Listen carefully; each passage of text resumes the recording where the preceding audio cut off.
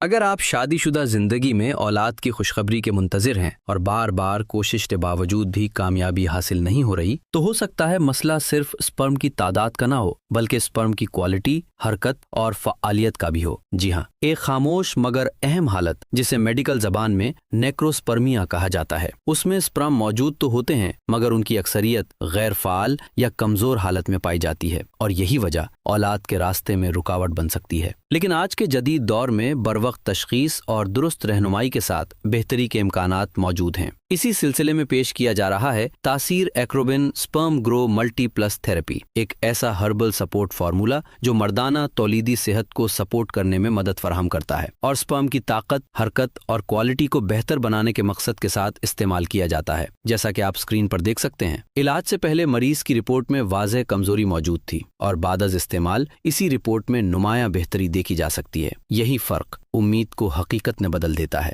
لیکن یاد رکھیں، ہر مریض کی حالت مختلف ہوتی ہے، اس لیے درست تشخیص اور ماہر معالج کی رہنمائی ہمیشہ ضروری ہے، کیونکہ اولاد صرف ایک خواہش نہیں بلکہ زندگی کی مکمل خوشی ہے۔